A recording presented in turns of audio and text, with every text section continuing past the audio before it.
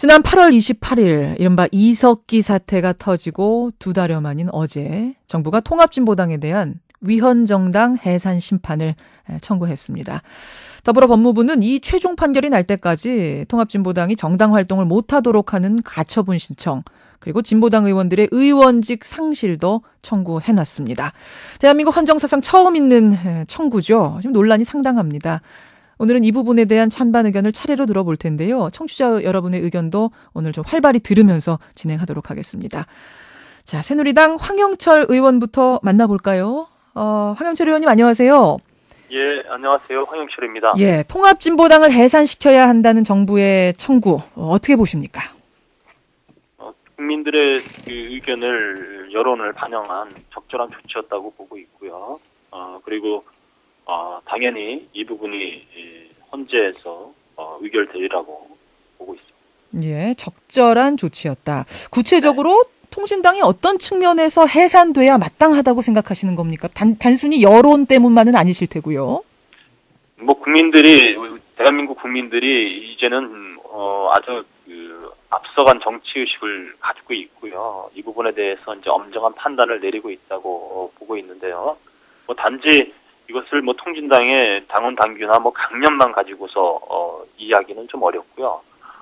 통진당 의원 등, 이석기 의원 등의 이제 이런 사건들을 보고, 예. 통진당원들의 법 위반 사례 등 이런 등등의 것들을 다 이제 종합적으로 정부가 이제 검토를 한 것이거든요.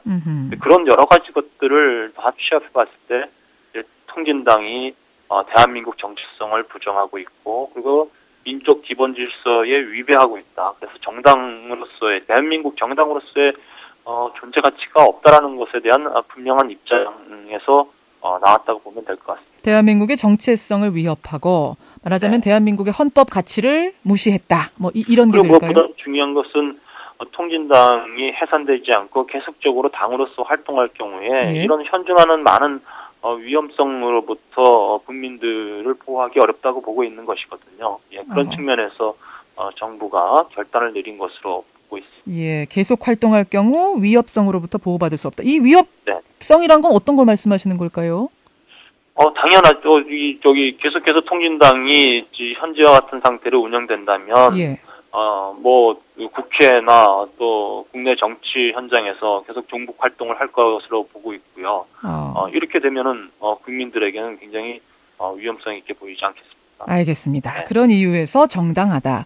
그런데 법리 적용이 좀 무리하지 않은가 생각하는 이 법리 전문가들 의견을 취합해 보면, 애초에 통합진보당을 종북정당, 종북정당은 위헌정당, 이런 전제를 깔고 해석을 하는 오류가 있는 건 아닌가, 이런 지적을 하더라고요. 예를 들어서 진보적 민주주의라는 당의 강령이 북한 김일성의 지령과 같다. 이 부분. 진보적 민주주의라는 말은 그럼 김일성밖에는 못 쓰는 건가? 또 국보법 폐지나 경제구조 변화 요구 같은 강령은 북한 것과 같다고 해서 지금 문제가 되는데, 그럼 이 두 가지 주장은 하면 다 북한과 연계가 되는 것인가? 이런 것들 말입니다. 그렇지 않습니다. 그러니까 저도 이제 통진당의 강령을 쭉 읽어보니까요. 이 강령만 가지고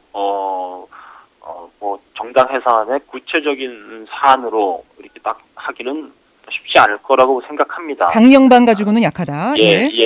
그렇기 때문에 법무부가 일단 이석기 의원 등의 이제 내란 음모 혐의 등 여러 가지 또 사안들과 관련된 부분이 있고, 구체적 행위와 관련된 부분이 있고요.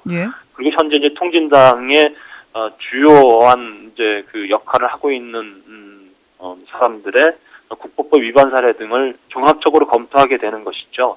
그런 것을 근거로 해서 이 해산 심판 청구안이 의결됐다고 보는 겁니다. 그래서 단적인 내용만 가지고 이런 부분을 또 해명하려고 하거나 또 반박하려고 하는 것은 또 그들의 논리라고 보고 있고요.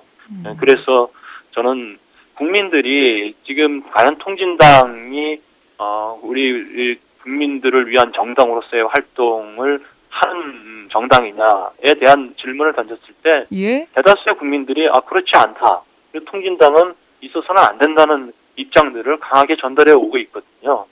정부가 지금 이 시기가 유신 독재도 아니고 그리고 우리가 지금 반민주 정권도 아니고요. 국민들은 지금 우리나라 대한민국의 민주주의는 자리 잡고 있고 분명한 국민의 의사에 의해서 움직여지는 그런 나라라고 보고 있는데 그럼에도 불구하고 이것을 뭐 유신 독재나 뭐 긴급 조치 운운하면서 과거의 논리로서 이렇게 변명하려고 하는 것 자체가 저는 굉장히 시대에 뒤떨어진 사고들을 통진당이 아직도 하고 있다 이렇게 보고 있습니다. 근데 지금 말씀하시는 와중에 뭐 시대에 뒤떨어진 사고를 한다든지 국민들의 의사가 이 정당이 우리에게 필요하지 않다라고 생각한다든지라는 이유는 법리적인 측면에선 정당 해산의 요건이 되는 것 같지는 않고요. 그런 식으로 따지자면은 정당이 이제 어떤 게 존재할 것인가의 기준이 아주 애매해지니까요. 그 부분은 아마 법리적인 측면에서는 요건이 안 될 것 같고 지금 말씀하시는 와중에 이석기 의원의 활동 사항 또 국보법을 위반한 여러 가지 사례들이 가장 구체적인 근거가 될 것 같다 이런 말씀하셨어요. 네네. 예, 그렇죠. 아마 법무부에서도 비슷한 판단을 한 것 같습니다. 그렇습니다. 그렇죠? 이제 법무부가 이런 결정을 내리고 또 정부가 이런 결정을 내릴 때 이런 부분들을 종합적으로 판단하고 과연 이것이 국민의 의사에 반하느냐 아니냐에 대해서 많은 고민을 하지 않겠습니까? 그런 것들이 다 합쳐졌다 이렇게 보는 것이죠. 결국은 이석기 의원이 이끄는 이 아로라는 조직이 위협적인 활동을 했다. 그런데 그들이 통합진보당을 전체라고 할 만한 통합진보당 전체라고 할 만한 근거가 있다. 이 부분의 논제가 성립해야 아마 법적으로 이게 이제 해산해도 될 만하다. 이렇게 성립이 될 것 같아요. 현재로 봤을 때는 뭐 이석기 의원이나 이석기 의원과 뜻을 같이 하는 사람들, 이념적인 입장을 같이 하는 사람들이 현재 통진당의 실체고 중심이라고 볼 수밖에 없고요. 처음에 출발할 때 통합진보당과 지금의 통합진보당은 아주 많은 차이가 있습니다. 그렇기 때문에 처음에는 뭐 진보적인 입장을 가지고 있는 여러 인사들과 또 제 정당이 합해서 통합진보당으로 출발했지만 이제는 다 분리되고 또 현재는 이석기 의원을 중심으로 한 세력들이 통합진보당의 중심이 되어 있지 않습니까? 그래서 지금 이 정당 해산 심판 청구가 나온 이후에 통진당에서 이석기 의원과 또 마치 통진당이 또 이렇게 여러 가지 뭐 차이가 있는 것처럼 지금 뭐 언급들이 나오고 있다고 들었는데요. 이런 것들은 해산 심판 청구에서 뭐 살아나기 위한 뭐 그런 고육지책이 아니겠느냐 이렇게 보고 있고요. 통합진보당 반론을 제가 여기서 잠깐 소개를 좀 할게요. 오늘 안 나오니까요.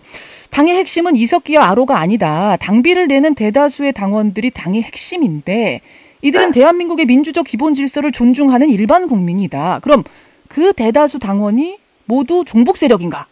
또 설사 뭐 종북 당원이 일부 있다 손치더라도 과연 몇 명의 종북 당원이 있을 때 그 정당은 해산시킬 수 있단 말인가?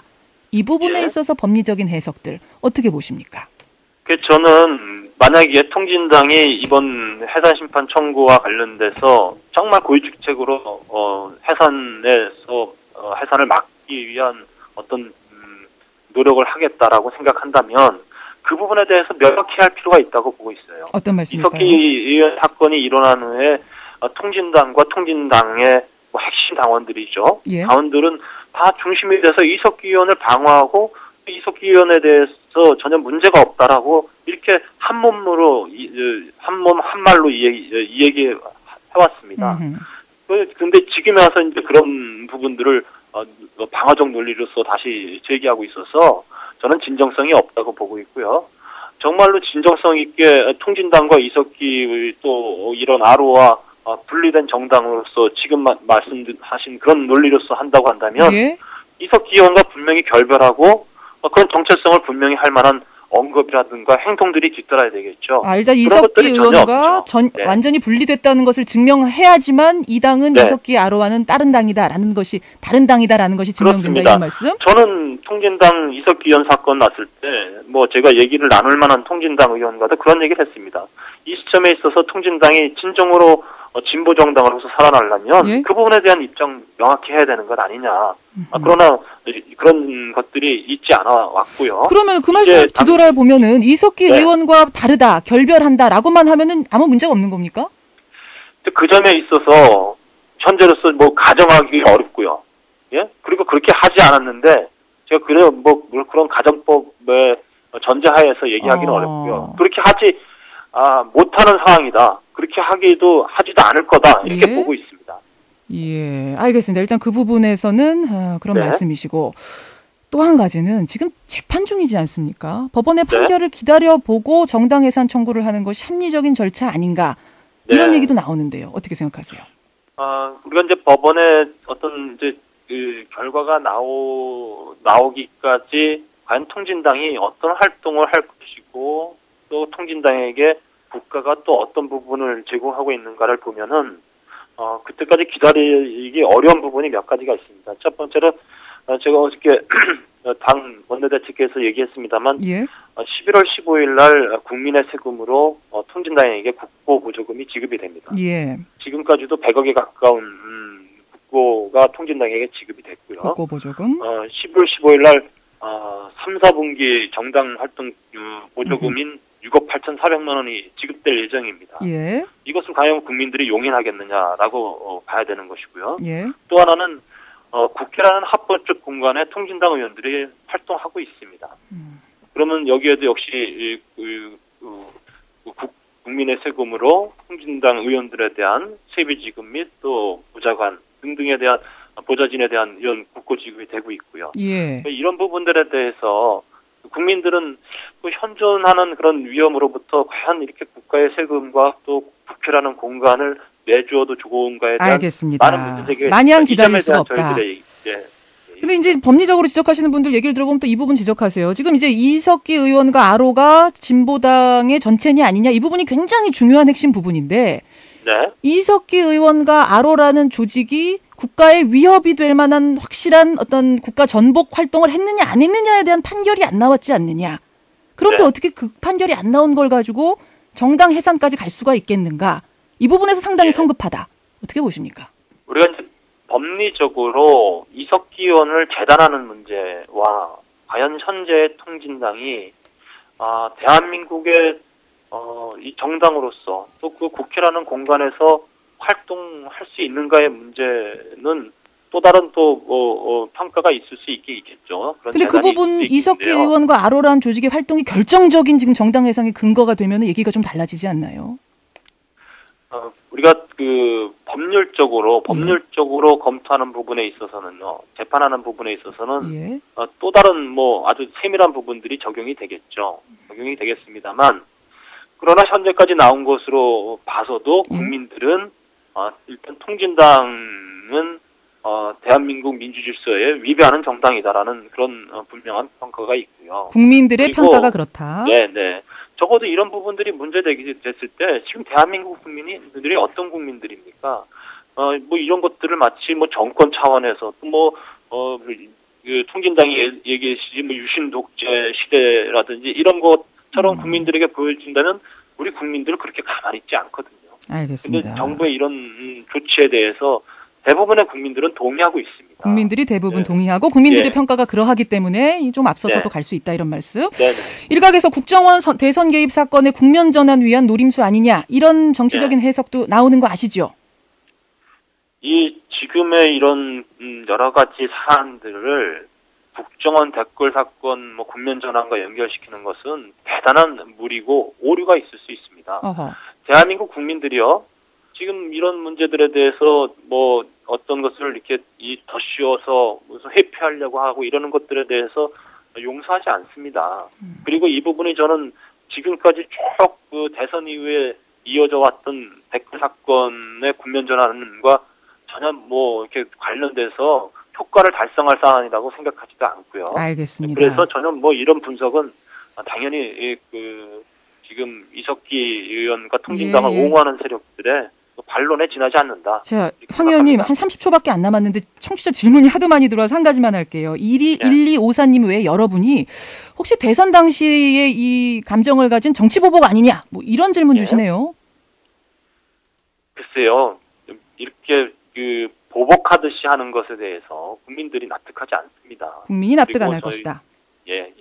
그래서 저는 이런 부분들이 다 그 근거가 있고 그것을 국민이 이해할 만한 사안이기 때문에 하는 것이라고 보고 있고요. 알겠습니다. 여기까지 오늘 말씀 드려야겠습니다. 황영철 의원님 고맙습니다. 네, 감사합니다. 새누리당 황영철 의원의 의견을 먼저 들어봤고요.